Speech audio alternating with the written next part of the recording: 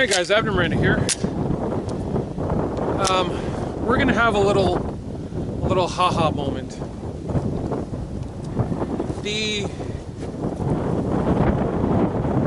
I'm trying to remember the name of the Glock that just got released. The number of the Glock that just got released, and I frankly can't remember. It's that little 22 caliber Glock 19 knockoff thing. When that thing was getting ready to be released, everyone was talking about, ooh, Glock is going to be releasing a new weapon, and I really hope it's going to be a pistol caliber carbine, and maybe it's going to be blah, blah, blah, blah, blah.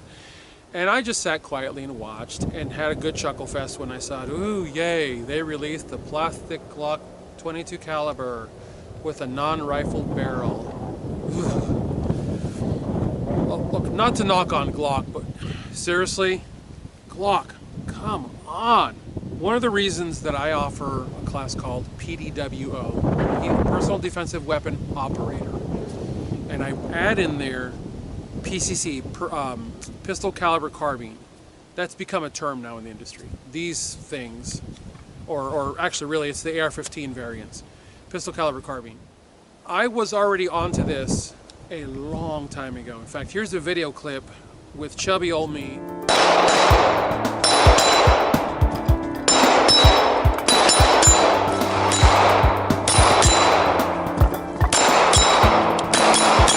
And I was already on board with the idea of a pistol caliber carbine, because remember, a Glock with a stock and a forward grip on it is a short barreled rifle.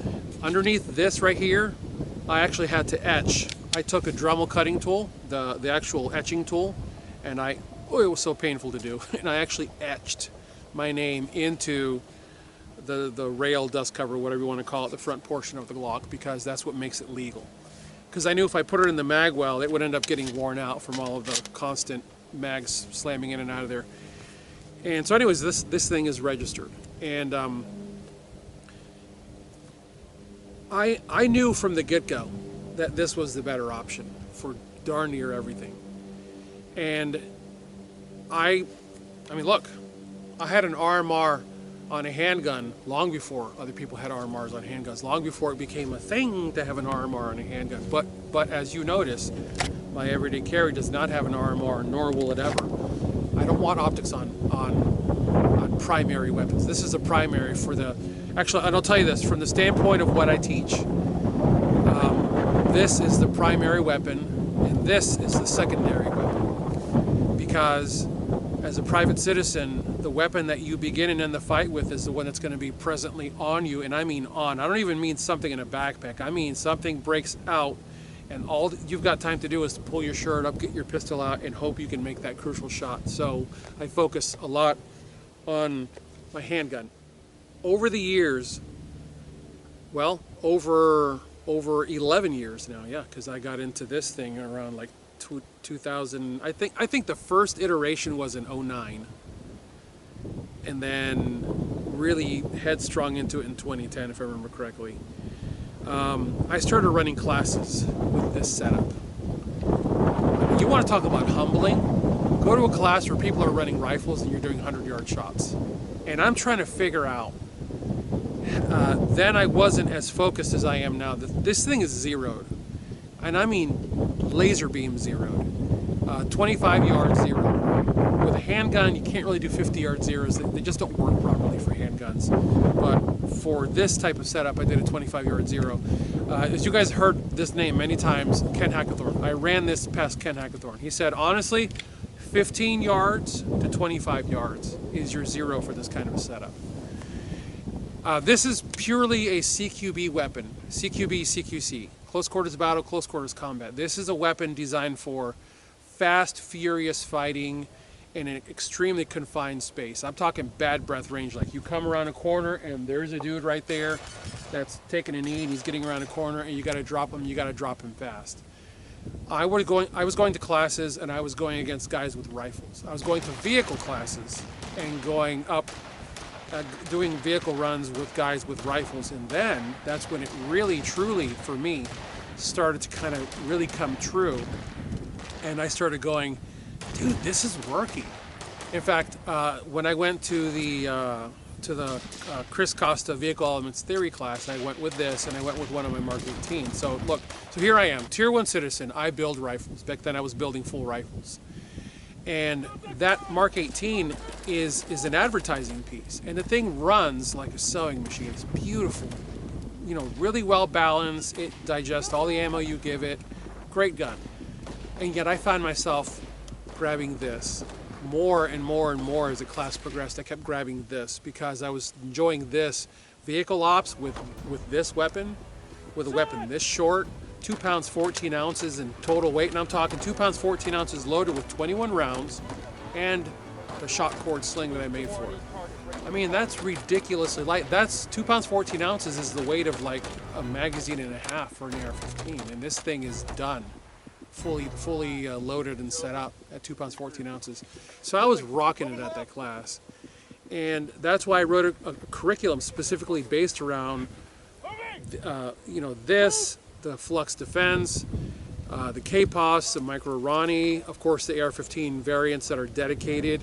I can't wait to check out that new thing from Angstadt Arms. Over the years, I've completely run the full gamut of, well, maybe I ought to build myself a dedicated 9mm, this, that, and the other, or maybe out of this, or maybe out of that, and then I go right back to this. And of course, yes, the Achilles heel of this, from a legal standpoint, is the fact that that's a stock, not a brace. And it means that this has to be registered. And what I'll say to you, and what I will close with, is this, and you guys have heard me say this several times. One of two things is going to happen in this country. Eventually, either a politician is going to stand up and say, okay, enough is enough. America needs to be able to protect itself. The Hughes Amendment, the NFA, these are nothing but blocks against, these are nothing but barriers that stop Americans from being able to have the weapons they need to defend themselves. Or things are going to go so crazy and sideways that the rule of law is going to go out the window, and this is going to become a very viable option, because at that point it's a free-for-all. Either way, this is going to become a very viable option. So with that in mind, I say to you, consider. I have to say this very carefully, and I'm not trying to like backdoor anything. I'm not trying to tell people go do illegal things. All I'm saying to you is consider looking into something like this very, very seriously. And if you have something like this already, guys, come on to Tier 1 Citizen Training, and we will do things with your little setup that you will really, truly be glad you have this, because when you work barriers, instead of having to peel off the barrier to get around to the next position, all you do is transition from one shot to the next, to the next, to the next. You can go through the holes. You can go in and out of vehicles. You can release this thing and transition to your handgun. You can hook the sling around the front of it, slide it around to your back, and the thing can like live there all day long, and it will not wear you out. This thing is so light. I've actually been wearing this for several hours out here today, and it's just not fatiguing me. If I wear a rifle for several hours, those of you who have worn rifles for several hours, you know what I'm talking about. That crap gets old real quick. If you guys have a modicum of understanding of how your setup works, bring it out. And when we're out here working, I'll help you figure out the kinks. And in doing so, you'll reach a point where you will start banging shots off at long distance. I keep pointing over here because that's where the long range stuff is going to set up, and then that way is the long range, the distance that we use.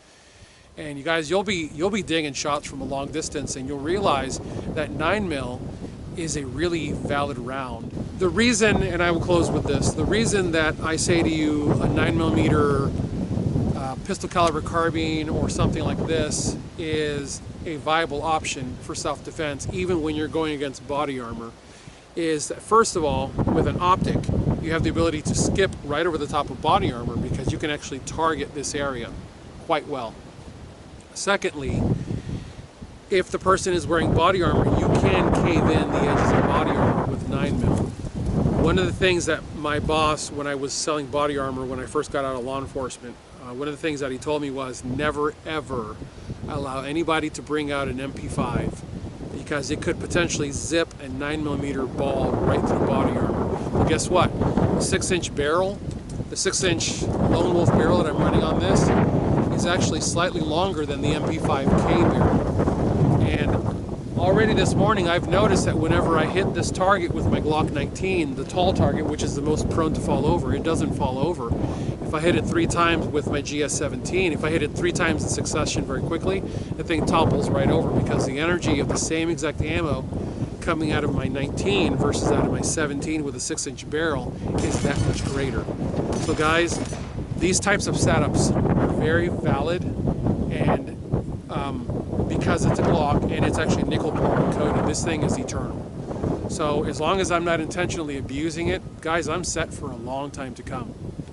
So if you guys have any questions, if you want to learn how best to run your setup, coming out to Tier 1 Citizen Training, and I'll help you guys get to the point where you can finally begin to realize your potential.